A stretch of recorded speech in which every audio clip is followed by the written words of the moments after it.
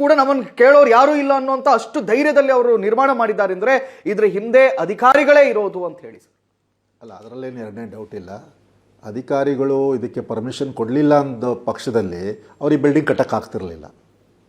So ಇವರು ಅವ್ರಿಗೆ ಏನು ಕೊಡಬೇಕು ಕೊಟ್ಟು ಕಾನೂನು ಬಾಹಿರವಾಗಿ ಅವ್ರನ್ನೂ ಇನ್ವಾಲ್ವ್ ಮಾಡಿಕೊಂಡು ಇದನ್ನೆಲ್ಲ ಕಟ್ಟಿದ್ದಾರೆ. ಇದು ಆ್ಯಕ್ಚುಲಿ ನೋಡಿದ್ರೆ ಇದಕ್ಕೆ ಇವ್ರ ಮೇಲೆಲ್ಲ ಕ್ರಿಮಿನಲ್ ಕೇಸ್ ಹಾಕಬೇಕು. ಯಾವ ಆಫೀಸರು ಇದು ಒಬ್ಬ ಆಫೀಸರ್ ಮಾಡೋದಂತಲ್ಲ. ಗ್ರೌಂಡ್ ಲೆವೆಲಿಂದ ನಿಮ್ಗೆ ಆ ಲೆವೆಲ್ವರೆಗೂ ನಿಮಗೆ ಫಸ್ಟು ಇಲ್ಲ ಲಾಸ್ಟಲ್ಲಿ OC ಅಂತ ಕೊಡ್ತಾರೆ, ಆಕ್ಯುಪೇಷನ್ ಸರ್ಟಿಫಿಕೇಟ್. ಅಲ್ಲಿವರೆಗೂ ನಿಮ್ಗೆ ಹಲವಾರು ಡಿಪಾರ್ಟ್ಮೆಂಟ್ಗಳು ಬರ್ತವೆ.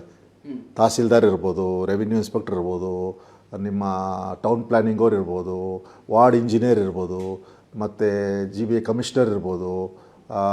ಯಾಕಂದರೆ G+3ಗೆಲ್ಲ ಲೋಕಲಲ್ಲಿ ಕೊಟ್ಬಿಡ್ತಾರೆ. G+4 ಅಂತ ಹೇಳಿದ್ರೆ ಹೆಡ್ ಆಫೀಸ್ಗೆ ಹೋಗಬೇಕು. ಹೆಡ್ ಆಫೀಸ್ ಅಂದರೆ ಯಾರು?